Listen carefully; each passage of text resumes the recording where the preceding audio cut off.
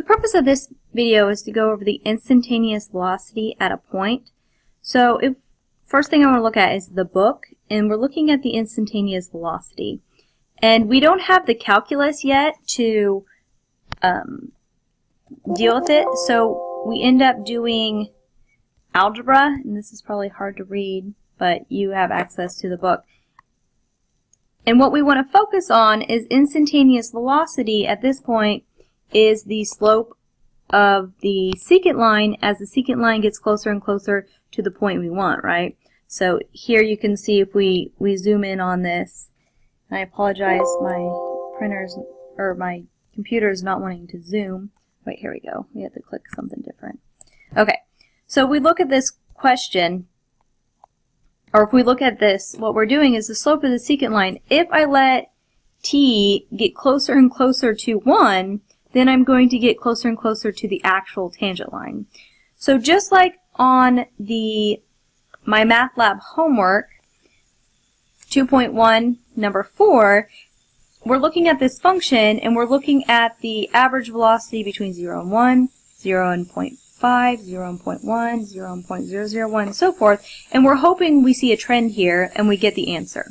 Now, and later on in chapter 3, we'll learn about the derivative and how the derivative is the slope of the tangent line at that point. So we're going to find a little bit easier way to do that. For this problem, you're going to set up basically the function is s of t. So we have some s of t minus, here we care about x or t being 1. So I have s of t, s of 1 minus some number close to 1. Let's call it t divided by 1 minus t. And I'm going to evaluate that as t gets closer and closer to 1. So I might look at the point t equaling 0.9, t equaling 0.99, t equaling 0.999, and so forth. Another way to approach it is to look at the graph. And if I pull up a graphing calculator here, you could complete the square and see that this graph is shifted to the right 1 and down 1 of a quadratic. So you could complete the square and graph it, or you can graph it in a graphing utility. And we're looking at the point t equals 1. In this case, this point here, we would expect the slope to be 0. If we look at another problem on your homework, I think you have sine of t, and you're looking for the instantaneous velocity at point 0. So if we graphed, we're looking at sine of t, and we're looking at t equals 0. We're looking for the instantaneous velocity.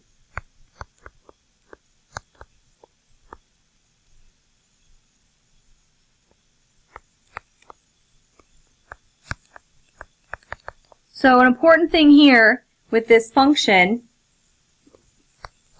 your homework also calls it s of t, make sure your calculator is in radians. If it's in degrees, you're not going to get the right answer.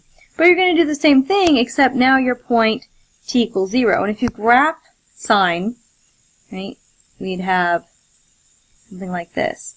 So we're looking for the slope at the tangent line at t equals 0. We expect it to be positive and maybe something close to about 1.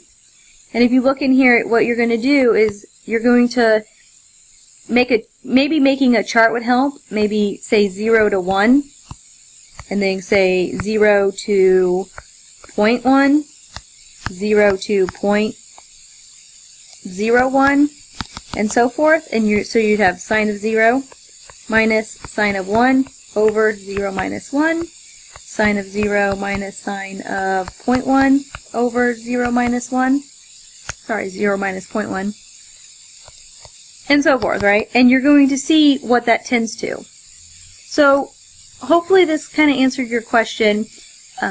The algebra, this is an algebraic approach to instantaneous velocity. We will be doing a calculus approach to instantaneous velocity in chapter 3 when we learn more about a derivative.